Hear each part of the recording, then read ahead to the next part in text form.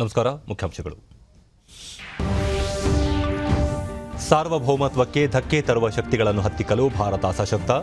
ನೇತಾಜಿ ಚಿಂತನೆಗಳು ಯುವ ಸಮುದಾಯಕ್ಕೆ ಪ್ರೇರಣೆ. ಪ್ರಧಾನಿ ನರೇಂದ್ರ ಮೋದಿ. ಅಕ್ರಮ ಗಣಿಗಾರಿಕೆ ಹತ್ತಿಕ್ಕಲು ಅಗತ್ಯ ಕ್ರಮ. ಹುಣಸೋಡು ಸ್ಫೋಟ ಪ್ರಕರಣ ಸಮಗ್ರ ತನಿಖೆಗೆ ಆದೇಶ. ಮುಖ್ಯಮಂತ್ರಿ ಬಿಎಸ್ ಯಡಿಯೂರಪ್ಪ. ಗ್ರಾಮಗಳಲ್ಲಿ ಮೂಲ ಸೌಲಭ್ಯ ಅಭಿವೃದ್ಧಿಗೆ ಒತ್ತು. ಇಲಾಖಾ ಸಿಬ್ಬಂದಿ ಕಾರ್ಯನಿರ್ವಹಣೆ ವೇಳೆ ಅಗತ್ಯ ರಕ್ಷಣೆ. ಪ್ರಹ್ಲಾದ್ ಜೋಶಿ.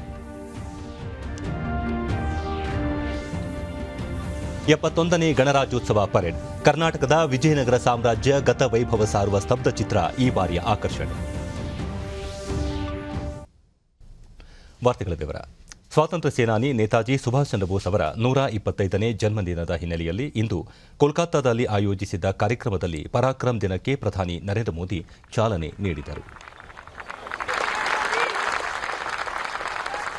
প্রকাশিত হলো এই স্মারক মুদ্রা। আরেকটি মুদ্রা করা হচ্ছে এবং এছাড়াও এই 125তম জয়ন্তী উপলক্ষে जारी किया जा रहा है हमारे माननीय प्रधानमंत्री श्री नरेंद्र मोदी जी द्वारा।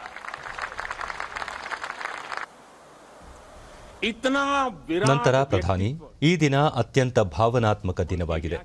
ಬಾಲ್ಯಾವಸ್ಥೆಯಿಂದ ಇಂದಿನವರೆಗೆ ನೇತಾಜಿಯವರ ವಿರಾಟ ವ್ಯಕ್ತಿತ್ವ, ಅವರ ದೂರದೃಷ್ಟಿ ಹೆಚ್ಚು ಪ್ರೇರಣಾದಾಯಕವಾಗಿದೆ.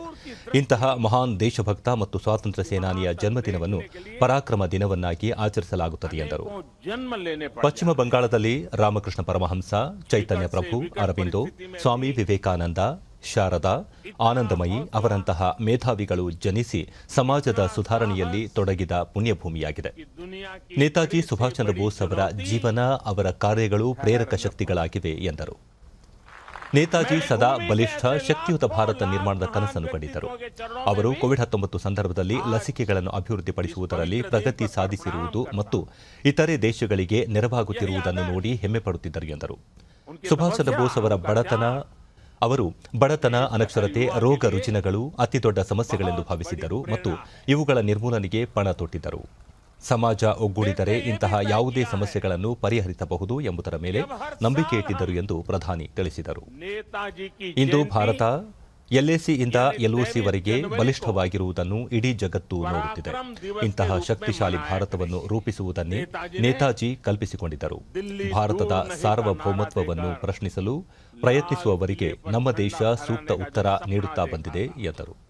उनका वो सपना देश ने लाल किले पर झंडा फहराकर पूरा किया कि विश्व युद्ध के माहौल में अंग्रेजी हुकूमत को अगर बाहर से चोट पहुंचाई जाए तो उसे दर्द सबसे ज्यादा होगा. आज भारत को आत्मनिर्भर बनाने का है. देश का जन जन, देश का हर क्षेत्र, देश का हर व्यक्ति इससे जुड़ा है. आज हमारे पास उद्देश्य भी है, शक्ति भी है. आत्मनिर्भर भारत का हमारा लक्ष्य, हमारी आत्मशक्ति हमारे आत्मसंकल्प से पूरा होगा. देश के लिए जिए, अपने परिश्रम से, अपने इनोवेशन से देश को आत्मनिर्भर बनाए. नेताजी कहते थे, अगर आप खुद के लिए सच्चे हैं तो आप दुनिया के लिए गलत नहीं हो सकते. हमें दुनिया के लिए बेहतरीन क्वालिटी के प्रोडक्ट बनाने होंगे. कुछ भी कमतर नहीं, जीरो डिफेक्ट, जीरो इफेक्ट वाले प्रोडक्ट. और ये वो महत्वपूर्ण जगह है. ಇದಕ್ಕೂ ಮುನ್ನ ಪ್ರಧಾನಿ ಮೋದಿ ನೇತಾಜಿ ಭವನಕ್ಕೆ ಭೇಟಿ ನೀಡಿ ಅಲ್ಲಿನ ವಸ್ತು ಸಂಗ್ರಹಾಲಯವನ್ನು ವೀಕ್ಷಿಸಿದರು. ಸ್ವಾತಂತ್ರ್ಯ ಸೇನಾನಿಗೆ ಸಂಬಂಧಿಸಿದ ಛಾಯಾಚಿತ್ರಗಳು, ಅವರು ಬಳಸುತ್ತಿದ್ದ ಪರಿಕರಗಳನ್ನು ವೀಕ್ಷಿಸಿದರು. ನಂತರ ರಾಷ್ಟ್ರೀಯ ಗ್ರಂಥಾಲಯಕ್ಕೆ ಭೇಟಿ ನೀಡಿದರು.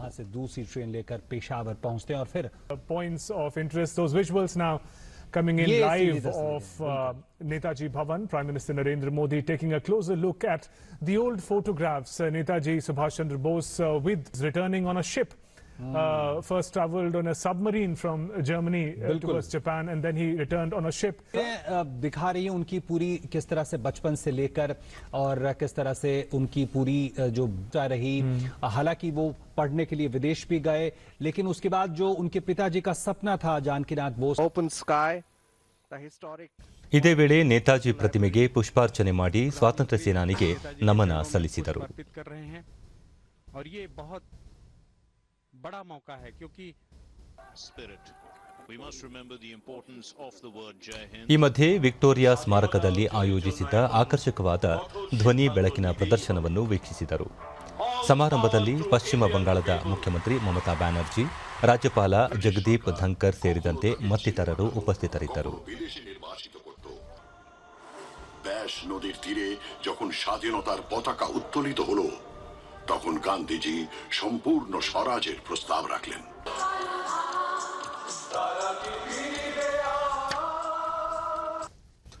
ಕಳೆದ ಗುರುವಾರ ಸ್ಫೋಟಕ ಸಿಡಿದು 6 ಮಂದಿ ಸಾವನ್ನಪ್ಪಿದ್ದ ಶಿವಮೊಗ್ಗ ಜಿಲ್ಲೆಯ ಹುಣಸೋಡು ಕಲ್ಲು ಗಣಿಗಾರಿಕೆ ಪ್ರದೇಶಕ್ಕೆ ಮುಖ್ಯಮಂತ್ರಿ ಬಿಎಸ್ ಯಡಿಯೂರಪ್ಪ ಇಂದು ಭೇಟಿ ನೀಡಿ ಪರಿಶೀಲನೆ ನಡೆಸಿದರು. ಈ ಸಂದರ್ಭದಲ್ಲಿ ಸಂಸದ ಬಿವೈ ರಾಘವೇಂದ್ರ, ಶಾಸಕ ಅಶೋಕ ನಾಯ್ಕ, ವಿಧಾನ ಪರಿಷತ್ತಿನ ಸದಸ್ಯ ಆಯನೂರು ಮಂಜುನಾಥ್ ಮತ್ತಿತರರು ಉಪಸ್ಥಿತರಿದ್ದರು.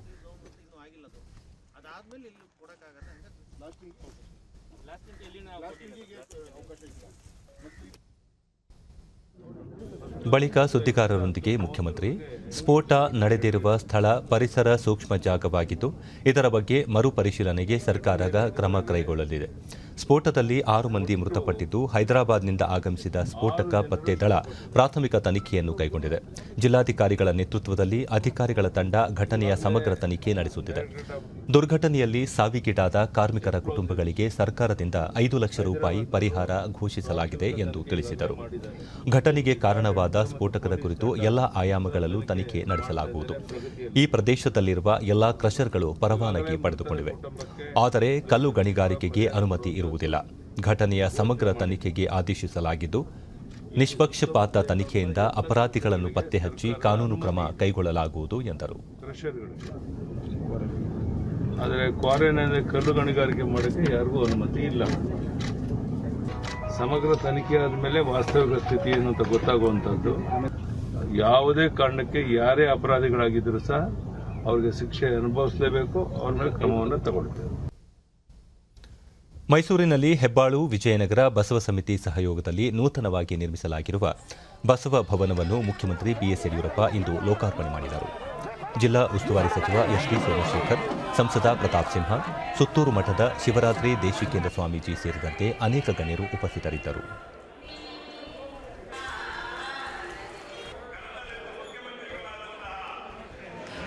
ಬಳಿಕ ಯಡಿಯೂರಪ್ಪ 12ನೇ ಶತಮಾನದಲ್ಲಿ ಸಮ ಸಮಾಜ ನಿರ್ಮಾಣದ ಕನಸು ಕಂಡಿದ್ದ ಬಸವಣ್ಣ ಸಾಮಾಜಿಕ ಬದಲಾವಣೆಯ ಕನಸು ಕಂಡಿದ್ದರು. ಪ್ರಜಾಸತ್ತಾತ್ಮಕ ನಿಲುವುಗಳನ್ನು ಪ್ರತಿಪಾದಿಸುವ ಮೂಲಕ ಅಸಮಾನತೆಯ ನಿವಾರಣೆಗೆ ಶ್ರಮಿಸಿದರು. ಅವರ ಆಶಯಗಳಿಗೆ ಪೂರಕವಾಗಿ ದೇಶದ ಗಮನ ಸೆಳೆಯುವ ರೀತಿಯಲ್ಲಿ ಬಸವ ಕಲ್ಯಾಣದಲ್ಲಿ ಅನುಭವ ಮಂಟಪ ನಿರ್ಮಾಣ ಮಾಡಲಾಗುತ್ತಿದೆ. ಪ್ರಪಂಚದ ಮೊದಲ ಸಂಸತ್ತು ಎಂಬ ಹೆಗ್ಗಳಿಕೆ ಅನುಭವ ಮಂಟಪಕ್ಕೆ ಇದೆ ಎಂದರು. ಶಿವಶರಣೆ ಅಕ್ಕಮಹಾದೇವಿ ಜನ್ಮಸ್ಥಳ ಅಭಿವೃದ್ಧಿ ಯೋಜನೆ 12 ವರ್ಷಗಳಲ್ಲಿ ಪೂರ್ಣಗೊಳ್ಳಲಿದೆ. ರಾಜ್ಯದಲ್ಲಿ ವೀರಶೈವ ಲಿಂಗಾಯತ ಅಭಿವೃದ್ಧಿ ಪ್ರಾಧಿಕಾರ ರಚಿಸಿ ಅಗತ್ಯ ಅನುದಾನ ಮೀಸಲಿಡಲಾಗಿದೆ. ಸಮಾಜದ ಶೈಕ್ಷಣಿಕ ಸಾಮಾಜಿಕ ಅಭಿವೃದ್ಧಿಗಾಗಿ ಸರ್ಕಾರ ಬದ್ಧವಾಗಿದ್ದು, ದಾರ್ಶನಿಕರ ಆಶಯಗಳ ಈಡೇರಿಕೆಗೆ ಒತ್ತು ನೀಡಿ ಎಲ್ಲಾ ವರ್ಗಗಳ ಅಭಿವೃದ್ಧಿಗೆ ಆದ್ಯತೆ ನೀಡಲಾಗಿದೆ ಎಂದರು. ಆ ಕೆಲಸ ಸಹ ಪ್ರಾರಂಭ ಆಗ್ತಾ ಇದೆ. ಕರ್ನಾಟಕ ರಾಜ್ಯದಲ್ಲಿ ಆರ್ಥಿಕವಾಗಿ, ಸಾಮಾಜಿಕವಾಗಿ, ಶೈಕ್ಷಣಿಕವಾಗಿ ಹಿಂದುಳಿದಿರುವ ವೀರಶೈವ ಲಿಂಗಾಯತ ಸಮಾಜ ಸರ್ವತೋಮುಖ ಅಭಿವೃದ್ಧಿಗೆ ನಿಗಮವನ್ನು ಸ್ಥಾಪಿಸಿ ಕೆಲಸ ಮಾಡ್ತಾ ಇದ್ದೇವೆ. ಕರ್ನಾಟಕ ರಾಜ್ಯ ಪಂಚಾಯತ್ ಅಭಿವೃದ್ಧಿ ಅಧಿಕಾರಿಗಳ ಕ್ಷೇಮಾಭಿವೃದ್ಧಿ ಸಂಘದಿಂದ ಹುಬ್ಬಳ್ಳಿಯಲ್ಲಿ ಇಂದು ರಾಜ್ಯ ಮಟ್ಟದ ಸಮಾವೇಶ ಹಮ್ಮಿಕೊಳ್ಳಲಾಗಿತ್ತು. ಕೇಂದ್ರ ಸಚಿವ ಪ್ರಹ್ಲಾದ್ ಜೋಶಿ, ಗ್ರಾಮೀಣಾಭಿವೃದ್ಧಿ ಮತ್ತು ಪಂಚಾಯತ್ ರಾಜ್ ಸಚಿವ ಕೆಎಸ್ ಈಶ್ವರಪ್ಪ ಕಾರ್ಯಕ್ರಮಕ್ಕೆ ಚಾಲನೆ ನೀಡಿದರು. ಇಲಾಖೆ ಹಿರಿಯ ಅಧಿಕಾರಿಗಳು ಮತ್ತಿತರರು ಉಪಸ್ಥಿತರಿದ್ದರು.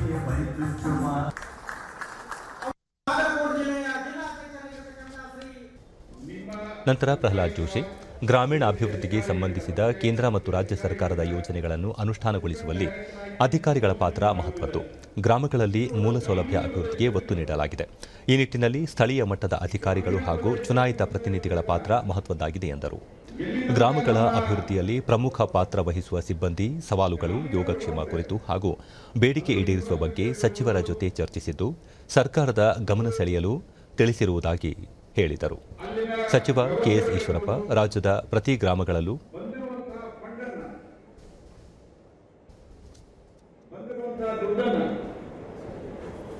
ಅಲ್ಲಿ ಉಪಯೋಗವನ್ನು ಮಾಡಿ ಜನರಿಗೆ ಅನುಕೂಲತೆಯನ್ನು ಕಲ್ಪಿಸುವುದರಲ್ಲಿ ನಾವು ಮತ್ತು ನೀವು ಅಂದರೆ ಜನಪ್ರತಿನಿಧಿಗಳು ಮತ್ತು ಅಧಿಕಾರಿಗಳು ಒಟ್ಟಿಗೆ ಸೇರಿ ಮಾಡೋದಿಲ್ಲ. ಅಲ್ಲಿವರೆಗೆ ವಾಸ್ತವಿಕವಾಗಿ ಏನು ಇಂಪ್ಲಿಮೆಂಟ್ ಆಗಬೇಕು ಗ್ರೌಂಡ್ ಲೆವೆಲ್ ಆಗುವುದಿಲ್ಲ. ಮತ್ತು ಇಡೀ ರಾಜ್ಯಾದ್ಯಂತ ಈ ರೀತಿ ಎಲ್ಲೆಲ್ಲಿ ಗಣಿಗಾರಿಕೆಯಲ್ಲಿ ಅಕ್ರಮ ನಡೀತಾ ಇದೆ, ಇದರ ಬಗ್ಗೆ ಬಹಳ ಒಂದು ಸೀರಿಯಸ್ ಎನ್ಕ್ವೈರಿಯನ್ನು ಮಾಡಬೇಕು, ವೆರಿ ಸೀರಿಯಸ್ ಎನ್ಕ್ವೈರಿ. ಮತ್ತು ಇದರಲ್ಲಿ ಯಾರು ಅಕ್ರಮ ಗಣಿಗಾರಿಕೆಯಲ್ಲಿ ತೊಡಗಿಕೊಂಡಿದ್ದಾರೆ, ಅಷ್ಟು ದೊಡ್ಡ ಪ್ರಮಾಣದಲ್ಲಿ ಸ್ಫೋಟಕ ವಸ್ತುಗಳನ್ನು ಸಂಗ್ರಹಿಸಿದ್ರು, ಈ ಎಲ್ಲ ಸಂಗತಿಗಳ ಬಗ್ಗೆ ಎನ್ಕ್ವೈರಿ ಮಾಡೋದಕ್ಕೆ ನಾನು ಮುರುಗೇಶ್ ನಿರಾಣಿ ಅವರಿಗೆ ಹೇಳಿದ್ದೇನೆ.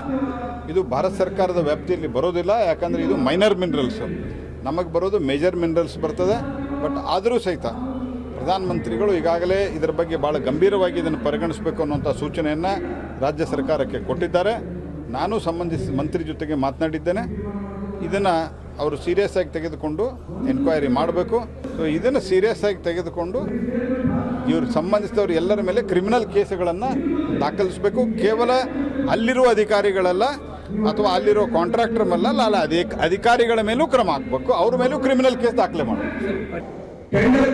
ಸಚಿವ ಕೆಎಸ್ ಈಶ್ವರಪ್ಪ ರಾಜ್ಯದ ಪ್ರತಿ ಗ್ರಾಮಗಳಲ್ಲೂ ಸೋಲಾರ್ ವಿದ್ಯುತ್ ದೀಪಗಳನ್ನು ಅಳವಡಿಸಲು ಚಿಂತಿಸಿದ್ದು ಅಗತ್ಯ ಸಿದ್ಧತೆ ನಡೆಸಲಾಗಿದೆ ಎಂದರು. ಎಲ್ಲ ಗ್ರಾಮ ಪಂಚಾಯತ್ ಸ್ವಂತ ಕಟ್ಟಡಗಳಿಗೆ ಸೋಲಾರ್ ಲೈಟ್ಗಳನ್ನು ಹಾಕೋಬೇಕು. ಮಾಡ್ತೀರಾ? ವಿಶೇಷ ಸಭೆ ನಾನು ಅಧ್ಯಕ್ಷ ಸಾಹೇಬರು, ಫೈನಾನ್ಸ್ ಡಿಪಾರ್ಟ್ಮೆಂಟ್ ಸೆಕ್ರೆಟರಿ ಕರೆದು ಷಡಾಕ್ಷರಿ ಇರ್ಬೋದು, ನಿಮ್ಮ ಬೋರಲ್ ಇರ್ಬೋದು, ಅವ್ರನ್ನ ಕೂರಿಸ್ಕೊಂಡು ಇದ್ರ ಬಗ್ಗೆ ವಿಶೇಷವಾದ ಸಭೆ ಮಾಡಿ ನಿಮಗೆ ಬರೋ ನಿಟ್ಟಿನಲ್ಲಿ ಎಲ್ಲ ಪ್ರಯತ್ನವನ್ನು ಕೂಡ ನಾವು ಮಾಡ್ತೇವೆ. ಖಾಲಿ ಇರುವುದನ್ನು ಬಡತಿಯಿಂದ ತುಂಬಲು ನ್ಯಾಯಾಲಯದ ತಡೆಯಾಜ್ಞೆ ಇದ್ದಾಗ ಅಥವಾ ಇಂತಹ ಜಾಗಗಳು ಬಹಳಷ್ಟು ಕಾಲ ಖಾಲಿ ಇರುವ ಸಂಭವ ಇದ್ದಾಗ ಮಾತ್ರ ಅವುಗಳನ್ನ ಸ್ವತಂತ್ರ ವ್ಯಾಪಾರ ಮಾಡಲು ಉಪಯೋಗಿಸಬಹುದೆಂದು ಸೂಚಿಸಬಹುದಾಗಿದೆ. ನಾನು ಇಷ್ಟು ಮಾತ್ರ ಹೇಳ್ತೇನೆ. ಇದು ಕಾನೂನುಬದ್ಧವಾಗಿರುವಂತ ಒಂದು ಆದೇಶ. ಇದ್ರ ಮುಖಾಂತರ ಎಷ್ಟು ಜನಕ್ಕೆ ಅನುಕೂಲ ಆಗುತ್ತೆ ಬಿಡುತ್ತೆ ಗೊತ್ತಿಲ್ಲ. ನಾವು ಬೆಂಗಳೂರು ಹೋಗ್ತಿದ್ದೇನೆ, ಇದನ್ನ ಜಾರಿಗೆ ತರೋ ದಿಕ್ಕಲ್ಲಿ ಎಲ್ಲ ಪ್ರಯತ್ನವನ್ನ. ಬೃಹತ್ ಬೆಂಗಳೂರು ಮಹಾನಗರ ಪಾಲಿಕೆ, ಬೆಂಗಳೂರು ನಗರ ಸಂಚಾರ ಪೊಲೀಸ್ ಹಾಗೂ ಸಾರಿಗೆ ಇಲಾಖೆಯಿಂದ ಇಂದು 32ನೇ ರಾಷ್ಟ್ರೀಯ ರಸ್ತೆ ಸುರಕ್ಷತಾ ಮಾಸ 2021 ಕಾರ್ಯಕ್ರಮ ಹಮ್ಮಿಕೊಳ್ಳಲಾಗಿತ್ತು. ಗೃಹ ಸಚಿವ ಬಸವರಾಜ ಬೊಮ್ಮಾಯಿ, ಉಪಮುಖ್ಯಮಂತ್ರಿ ಡಾ ಸಿಎನ್ ಅಶ್ವತ್ಥನಾರಾಯಣ್ ಕಾರ್ಯಕ್ರಮಕ್ಕೆ ಚಾಲನೆ ನೀಡಿದರು. ಇದೇ ವೇಳೆ ರಸ್ತೆ ಸುರಕ್ಷತೆ ಕುರಿತು ಸಂಚಾರ ಪೊಲೀಸರು ಸಿದ್ಧಪಡಿಸಿದ ಕಿರು ಚಿತ್ರದ 30 ಸೆಕೆಂಡ್ ಉಳ್ಳ 30 ಆನಿಮೇಷನ್ ಸಿಡಿಗಳನ್ನು ಬಿಡುಗಡೆ ಮಾಡಿದರು. ಕಿರುಹೊತ್ತಿಗೆ ಬಿಡುಗಡೆಯಾಗ್ತಾ ಇದೆ. ಮೊಳಕೆಯಲ್ಲೇ ಕಾಯುತ್ತಿದೆ. ಸಂಚಾರ ನಿಯಮಗಳ ಪಾಲಿಸಿ, ಅಪಘಾತಗಳ ತಪ್ಪಿಸಿ. ಹಿರಿಯ ಐಎಎಸ್ ಅಧಿಕಾರಿ, ಸರ್ಕಾರದ ಪ್ರಧಾನ ಕಾರ್ಯದರ್ಶಿ ಗೌರವ್ ಗುಪ್ತಾ ಅವರು ರಸ್ತೆ ಸುರಕ್ಷತಾ ಮಾಹಿತಿಯುಳ್ಳ ಕೈಪಿಡಿ ಹಾಗೂ ನಗರ ಪೊಲೀಸ್ ಆಯುಕ್ತ ಕಮಲ್ ಪಂತ್ ಅಪಘಾತ ವಿಮರ್ಶೆ ಕುರಿತ ಕಿರುಹೊತ್ತಿಗೆ ಬಿಡುಗಡೆ ಮಾಡಿದರು. ಕಾರ್ಯಕ್ರಮದಲ್ಲಿ ಹಿರಿಯ ಪೊಲೀಸ್ ಅಧಿಕಾರಿಗಳು ಭಾಗವಹಿಸಿದ್ದರು. ಕಾರ್ಯಕ್ರಮದಲ್ಲಿ ಪಾಲ್ಗೊಂಡಿದ್ದ ಎಲ್ಲರೂ ಸಂಚಾರ ನಿಯಮ ಹಾಗೂ ಕಾನೂನು ಪಾಲಿಸುವುದಾಗಿ, ಈ ಬಗ್ಗೆ ಬೇರೆಯವರಲ್ಲೂ ಅರಿವು ಮೂಡಿಸುವುದಾಗಿ, ಬೇರೆ ವಾಹನ ಸವಾರರಿಗೆ ಮಾದರಿಯಾಗಿ ಇರುತ್ತೇನೆ ಎಂದು ಪ್ರಮಾಣ ವಚನ ಸ್ವೀಕರಿಸಿದರು. ನಂತರ ಡಿಸಿಎಂ ಅಶ್ವತ್ಥನಾರಾಯಣ್, ನಗರ ಪ್ರದೇಶಗಳಲ್ಲಿ ವಾಹನ ಸವಾರರಿಗೆ ಎಷ್ಟು ಅರಿವು ಮೂಡಿಸಿದರೂ ಪ್ರಯೋಜನವಿಲ್ಲ. ಇನ್ನಾದರೂ ಈ ಸಂಚಾರ ಹಾಗೂ ಅದರಿಂದಾಗುವ ಸಮಸ್ಯೆ ಬಗ್ಗೆ ಜನರಲ್ಲಿ ಅರಿವು ಮೂಡಿಸಬೇಕಿದೆ. ಪೊಲೀಸರ ಈ ಜಾಗೃತಿಗೆ ಗಮನ ಕೊಟ್ಟು ಅದನ್ನು ಪಾಲಿಸಬೇಕಿದೆ ಎಂದರು. 1000 ಬಾರಿ ತಿಳುವಳಿಕೆಯನ್ನು ಮನವರಿಕೆಯನ್ನು ಮಾಡಲು ಸಾಲಲ್ಲ. ಅದಕ್ಕಿಂತ ಹೆಚ್ಚಿನ ಸಾವು ನೋವು ಆಗುವಂಥದ್ದು, ಕ್ಯಾಶುಯಾಲಿಟಿಗಳಾಗುವಂಥದ್ದು ರಸ್ತೆನಲ್ಲೇ. ಅದರಲ್ಲೂ ಬೆಂಗಳೂರು ನಗರದಲ್ಲಂತೂ ನಮ್ಮೆಲ್ಲ ಕೆಲವು ಎಲಿವೇಟೆಡ್ ಕಾರಿಡಾರ್ಸ್ಗಳು ಅಥವಾ ಎಕ್ಸ್ಪ್ರೆಸ್ ರಸ್ತೆಗಳು ಎಲ್ಲೂ ಒಂದು ಕಡೆ ವೆಹಿಕಲ್ ವಾಹನ ಸಂಚಾರ ಆಗ್ತಿರ್ಬೇಕಾದ್ರೆ ಎಲ್ಲೊಂದು ಕಡೆ ಸೇಫ್ಟಿಗಳು ಎಲ್ಲಿ ಬೇಕಾದ್ರೆ ಅಲ್ಲೇ ಕ್ರಾಸ್ ಮಾಡೋಂಥದ್ದನ್ನ ಆನಿಮೇಟೆಡ್ನ ಪಿಕ್ಚರ್ಗಳನ್ನ ವಿಡಿಯೋಗಳನ್ನ ಇವತ್ತು ತೋರಿಸ್ತಾ ಇದ್ದಾರೆ. ಹಾಗಾಗಿ ಎಲ್ಲೋ ಒಂದು ಕಡೆ ಎಲ್ಲ ಕಡೆ ನಾವು ಜೀವನದಲ್ಲಿ ಶಾರ್ಟ್ ಕಟ್ನೇ ಹುಡುಕ್ತಾ ಇರ್ತೀವಿ. ಸಚಿವ ಬಸವರಾಜ ಬೊಮ್ಮಾಯಿ, ಸಂಚಾರ ನಿಯಮ ಎಂಬುದು ಒಂದು ಸಂಸ್ಕೃತಿ ಆಗಿದ್ದು, ಆ ಸಂಸ್ಕೃತಿ ಪಾಲಿಸುವಂತೆ ಚಾಲಕರ ಮನಸ್ಸನ್ನು ಬದಲಿಸಬೇಕಿದೆ. ಅದನ್ನು ಪ್ರತಿಯೊಬ್ಬರೂ ಮಾಡಬೇಕಿದೆ ಎಂದು ಜನರಿಗೆ ತಿಳಿ ಹೇಳಿದರು. ಸಂಚಾರದ ಸಂಸ್ಕೃತಿಗೆ ಸಂಬಂಧಿಸಿದಂಥ ಟ್ರಾಫಿಕ್ ಕಲ್ಚರ್ ಅನ್ನು ನಾವು ಇವತ್ತು ಬೆಳೆಸಬೇಕಾಗಿದೆ. ಟ್ರಾಫಿಕ್ ನಿಯಮಗಳನ್ನು ಪಾಲಿಸುವ ಜೊತೆಗೆ ನಮ್ಮ ಒಂದು ಸಂಸ್ಕೃತಿ ಏನಿದೆ ಟ್ರಾಫಿಕ್ ಬಗ್ಗೆ ಉಲ್ಲಂಘನೆ ಮಾಡುವಂಥ ಸಂಸ್ಕೃತಿಯಿಂದ ಪಾಲನೆ ಮಾಡುವಂಥ ಸಂಸ್ಕೃತಿಗೆ ನಾವು ಜನರನ್ನು ಬದಲಾವಣೆ ಮಾಡಬೇಕು. ಉತ್ತಮವಾಗಿರುವಂಥ ಕಾನೂನು ಜನತೆಗೆ, ವಿಶೇಷವಾಗಿ ಬೆಂಗಳೂರು ಜನತೆಗೆ ನಾನು ಕೂಡ. ರಾಜ್ಯದ ಬಿಜೆಪಿ ಮಾಧ್ಯಮ ವಿಭಾಗ ಬೆಂಗಳೂರಿನ ಅರಮನೆ ರಸ್ತೆಯ ಭಾರತ ಸ್ಕೌಟ್ಸ್ ಮತ್ತು ಗೈಡ್ಸ್ ಭವನದಲ್ಲಿ ಏರ್ಪಡಿಸಿದ್ದ ಮಾಧ್ಯಮ ಮಂಥನ 2021ರ ಕಾರ್ಯಾಗಾರವನ್ನು ಬಿಜೆಪಿ ರಾಜ್ಯಾಧ್ಯಕ್ಷ ನಳಿನ್ ಕುಮಾರ್ ಕಟೀಲ್, ಸಂಸದ ರಾಜೀವ್ ಚಂದ್ರಶೇಖರ್ ಹಾಗೂ ಉಪಮುಖ್ಯಮಂತ್ರಿ ಡಾ ಸಿಎನ್ ಅಶ್ವತ್ಥನಾರಾಯಣ ಉದ್ಘಾಟಿಸಿದರು.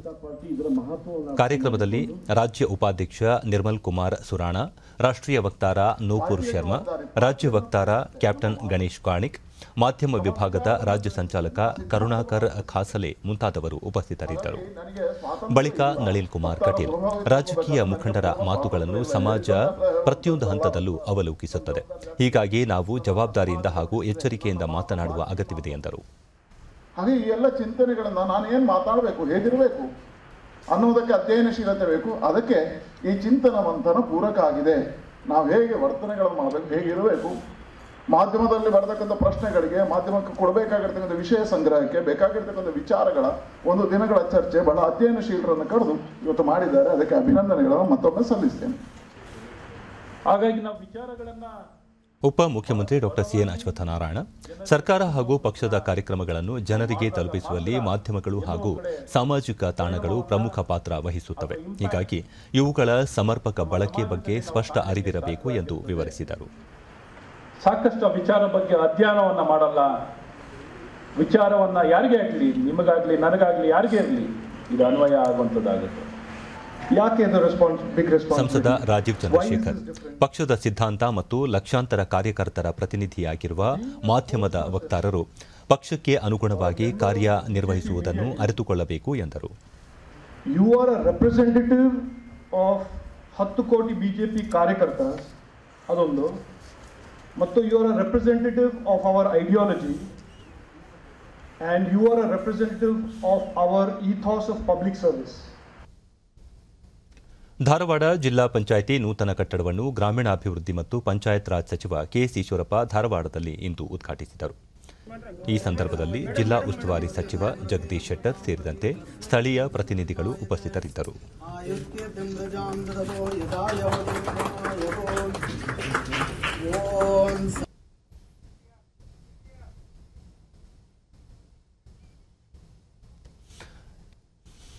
ಕೇಂದ್ರ ಸರ್ಕಾರ ಜಾರಿಗೆ ತಂದಿರುವ ಸುಕನ್ಯಾ ಸಮೃದ್ಧಿ ಗ್ರಾಮ ಯೋಜನೆ ಗಣಿನಾಡು ಬಳ್ಳಾರಿ ಜಿಲ್ಲೆಯಲ್ಲಿ ಯಶಸ್ವಿಯಾಗಿ ಅನುಷ್ಠಾನಗೊಂಡಿದೆ.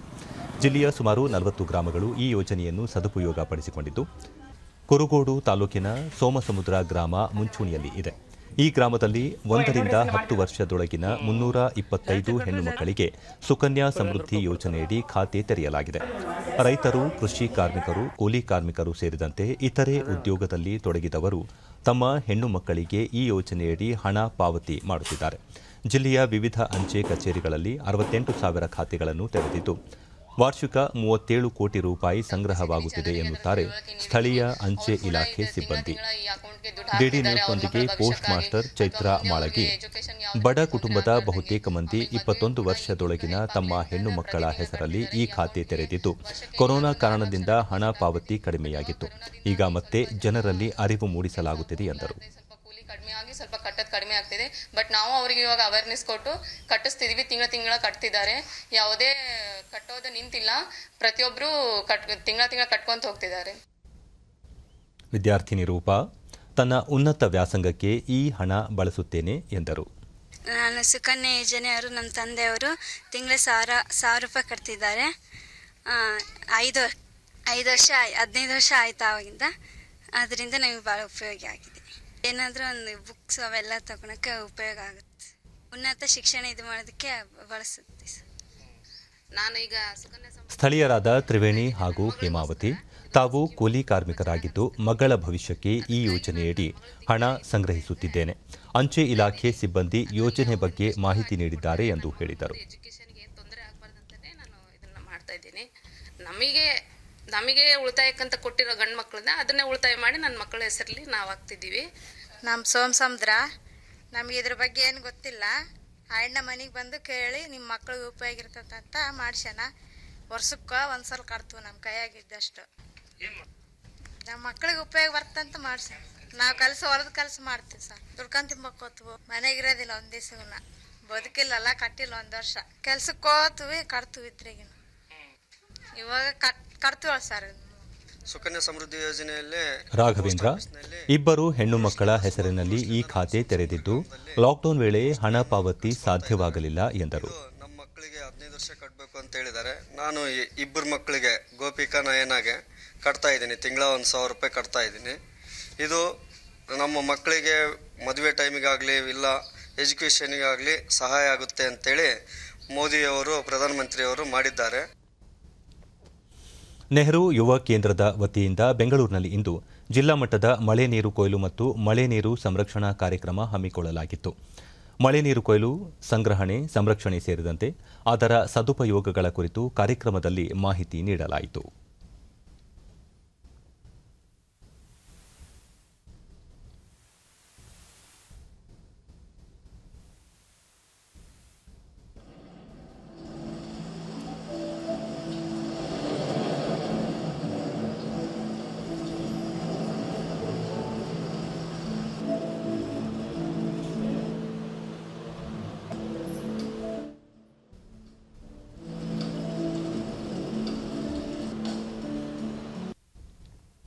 ಈ ಸಂದರ್ಭದಲ್ಲಿ ಯುವ ಸಮೂಹ ಮಳೆ ನೀರು ಕೊಯ್ಲು ಬಗ್ಗೆ ಜನರಲ್ಲಿ ಜಾಗೃತಿ ಮೂಡಿಸುವುದಾಗಿ ಪ್ರತಿಜ್ಞಾವಿಧಿ ಬೋಧಿಸಲಾಯಿತು. ಈ ಸಂದರ್ಭದಲ್ಲಿ ನೆಹರು ಯುವ ಕೇಂದ್ರದ ನಿರ್ದೇಶಕರಾದ ಅತುಲ್ ಜೆ ನಿಕಂ, ಜಿಲ್ಲಾ ಸಮನ್ವಯಾಧಿಕಾರಿ ವಿನಯ್ ಕುಮಾರ್ ಸೇರಿದಂತೆ ಮತ್ತಿತರರು ಉಪಸ್ಥಿತರಿದ್ದರು. ಅಸ್ಸಾಂನ ಗುವಾಹಟಿಯಲ್ಲಿಂದು ಕೇಂದ್ರೀಯ ಸಶಸ್ತ್ರ ಪೊಲೀಸ್ ಪಡೆಯ ಯೋಧರಿಗೆ ಆಯುಷ್ಮಾನ್ ಭಾರತ್ ಯೋಜನೆಗೆ ಕೇಂದ್ರ ಗೃಹ ಸಚಿವ ಅಮಿತ್ ಶಾ ಚಾಲನೆ ನೀಡಿದರು. स्वास्थ्य सुरक्षा प्रदान करने का वादा कर रहा है. ई हेल्थ कार्ड दिया जा रहा है हमारे लाभार्थियों को.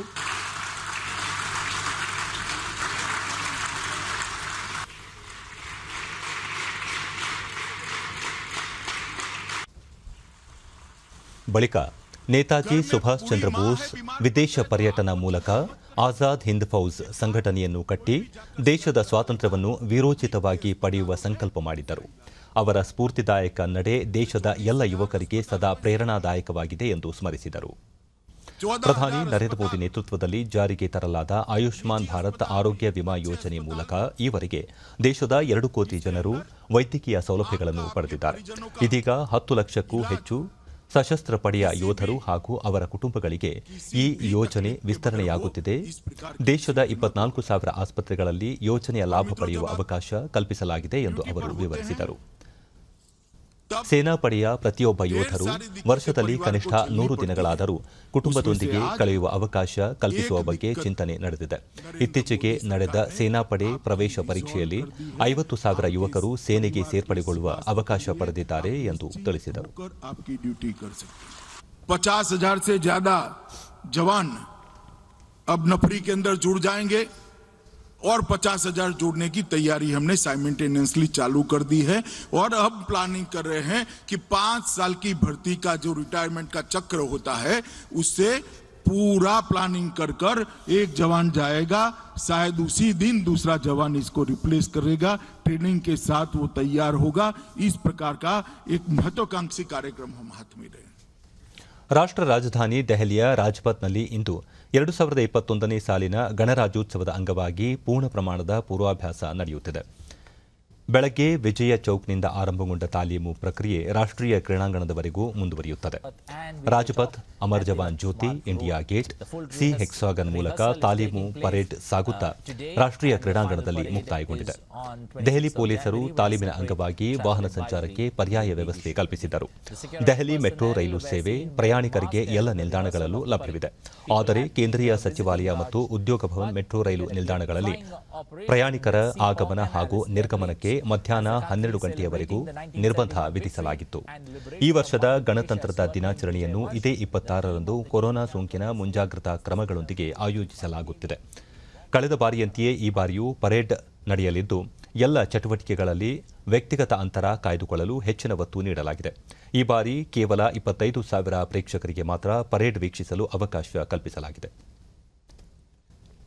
ಇದೇ 26ರಂದು ದೆಹಲಿಯಲ್ಲಿ ನಡೆಯಲಿರುವ 71ನೇ ಗಣರಾಜ್ಯೋತ್ಸವ ಪರೇಡ್ನಲ್ಲಿ ಕರ್ನಾಟಕದ ವಿಜಯನಗರ ಸಾಮ್ರಾಜ್ಯದ ಗತ ವೈಭವ ಸಾರುವ ಸ್ತಬ್ಧ ಚಿತ್ರ ಪಾಲ್ಗೊಳ್ಳಲಿದೆ ಎಂದು ವಾರ್ತಾ ಮತ್ತು ಸಾರ್ವಜನಿಕ ಸಂಪರ್ಕ ಇಲಾಖೆ ತಿಳಿಸಿದೆ. ಹಂಪಿಯ ಕೇಂದ್ರಬಿಂದು ಎನಿಸಿರುವ ಉಗ್ರ ನರಸಿಂಹ, ಭಗವಾನ್ ಹನುಮನ ಜನ್ಮಸ್ಥಳ ಎಂದು ಹೇಳಲಾದ ಅಂಜನಾದ್ರಿ ಬೆಟ್ಟ, ವಿಜಯನಗರ ಸಾಮ್ರಾಜ್ಯದ ಸರ್ವಶ್ರೇಷ್ಠ ಸಾಮ್ರಾಟ ಕೃಷ್ಣದೇವರಾಯರ ಪಟ್ಟಾಭಿಷೇಕ ಮಹೋತ್ಸವ ಹಾಗೂ ಹಜಾರರಾಮ ದೇವಾಲಯದ ಭಿತ್ತಿಚಿತ್ರಗಳನ್ನು ಈ ಸ್ತಬ್ಧ ಚಿತ್ರವು ಬಿಂಬಿಸುತ್ತದೆ.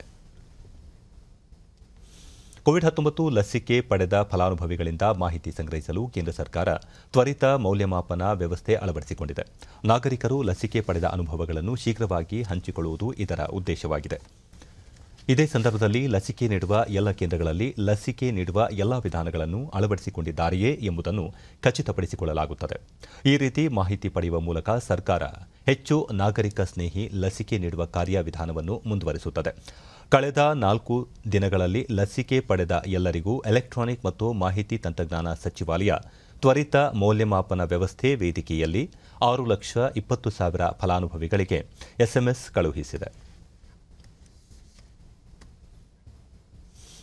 ಭಾರತದಲ್ಲಿ ತಯಾರಾದ ಕೋವಿಡ್ ಲಸಿಕೆಗಳು Bhutan, Maldives, Bangla, Nepal, Seychelles, Morocco, Britain ಸೇರಿದಂತೆ ಹಲವು ನೆರೆ ರಾಷ್ಟ್ರಗಳಿಗೆ ರಫ್ತಾಗಿವೆ. ವಿದೇಶಾಂಗ ವ್ಯವಹಾರಗಳ ಸಚಿವ ಎಸ್ ಜೈಶಂಕರ್ ಲಸಿಕೆ ಕಳುಹಿಸುತ್ತಿರುವ ಚಿತ್ರಗಳನ್ನು ಹಂಚಿಕೊಂಡಿದ್ದು, ಮೇಡ್ ಇನ್ ಇಂಡಿಯಾ ಲಸಿಕೆ ಬ್ರೆಜಿಲ್ ತಲುಪಿರುವ ಕುರಿತು ಟ್ವೀಟ್ ಮಾಡಿದ್ದಾರೆ. ಬ್ರೆಜಿಲ್ ಅಧ್ಯಕ್ಷ ಜೈರ್ ಬೋಲ್ಸೋನಾರೋ ಪ್ರಧಾನಿ ನರೇಂದ್ರ ಮೋದಿ ಅವರಿಗೆ ಧನ್ಯವಾದ ಸಲ್ಲಿಸಿದ್ದು, ಹನುಮಂತ ಸಂಜೀವಿನಿ ಪರ್ವತದೊಂದಿಗೆ ಲಸಿಕೆ ಕೊಂಡೊಯ್ಯುತ್ತಿರುವ ಚಿತ್ರದೊಂದಿಗೆ ಕೃತಜ್ಞತೆ ಸಲ್ಲಿಸಿದ್ದಾರೆ. ಈ ಸಂಬಂಧ ಟ್ವೀಟ್ ಮಾಡಿರುವ ಅವರು, ಜಾಗತಿಕ ಸಂಕಷ್ಟ ಎದುರಿಸಲು ಕೈಜೋಡಿಸಿದ ಸಹವರ್ತಿಗೆ ಗೌರವಗಳು, ಲಸಿಕೆಯನ್ನು ಬ್ರೆಜಿಲ್ಗೆ ರವಾನಿಸಿದ್ದಕ್ಕಾಗಿ ಭಾರತಕ್ಕೆ ಧನ್ಯವಾದಗಳು ಎಂದು ತಿಳಿಸಿದ್ದಾರೆ.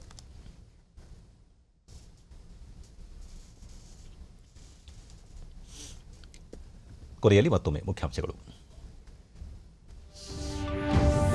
ಸಾರ್ವಭೌಮತ್ವಕ್ಕೆ ಧಕ್ಕೆ ತರುವ ಶಕ್ತಿಗಳನ್ನು ಹತ್ತಿಕ್ಕಲು ಭಾರತ ಸಶಕ್ತ, ನೇತಾಜಿ ಚಿಂತನೆಗಳು ಯುವ ಸಮುದಾಯಕ್ಕೆ ಪ್ರೇರಣೆ, ಪ್ರಧಾನಿ ನರೇಂದ್ರ ಮೋದಿ. ಅಕ್ರಮ ಗಣಿಗಾರಿಕೆ ಹತ್ತಿಕ್ಕಲು ಅಗತ್ಯ ಕ್ರಮ, ಹುಣಸೋಡು ಸ್ಫೋಟ ಪ್ರಕರಣ ಸಮಗ್ರ ತನಿಖೆಗೆ ಆದೇಶ, ಮುಖ್ಯಮಂತ್ರಿ ಬಿಎಸ್ ಯಡಿಯೂರಪ್ಪ. ಗ್ರಾಮಗಳಲ್ಲಿ ಮೂಲ ಸೌಲಭ್ಯ ಅಭಿವೃದ್ಧಿಗೆ ಒತ್ತು, ಇಲಾಖಾ ಸಿಬ್ಬಂದಿ ಕಾರ್ಯನಿರ್ವಹಣೆ ವೇಳೆ ಅಗತ್ಯ ರಕ್ಷಣೆ, ಪ್ರಹ್ಲಾದ್ ಜೋಶಿ. 71ನೇ ಗಣರಾಜ್ಯೋತ್ಸವ ಪರೇಡ್, ಕರ್ನಾಟಕದ ವಿಜಯನಗರ ಸಾಮ್ರಾಜ್ಯ ಗತ ವೈಭವ ಸಾರುವ ಸ್ತಬ್ಧ ಚಿತ್ರ ಈ ಬಾರಿಯ ಆಕರ್ಷಣೆ. ನಮ್ಮ ವಾರ್ತಾ ಪ್ರಸಾರವನ್ನು ನೀವು ಡಿಡಿ ಚಂದನ ನ್ಯೂಸ್ ಯೂಟ್ಯೂಬ್ ಚಾನೆಲ್ನಲ್ಲೂ ವೀಕ್ಷಿಸಬಹುದು. ಇಲ್ಲಿಗೆ ಇಂದಿನ ವಾರ್ತಾ ಪ್ರಸಾರ ಮುಕ್ತಾಯವಾಯಿತು. ಸತ್ಯ, ಸಮರ್ಥ, ಸಂಪೂರ್ಣ ಸುದ್ದಿಗಾಗಿ ವೀಕ್ಷಿಸಿ ಚಂದನ ವಾರ್ತೆ. ನಮ್ಮ ಮುಂದಿನ ವಾರ್ತಾ ಪ್ರಸಾರ ನಾಳೆ ಬೆಳಗ್ಗೆ 7:30ಕ್ಕೆ ಚಂದನದಲ್ಲಿ. ನಮಸ್ಕಾರ.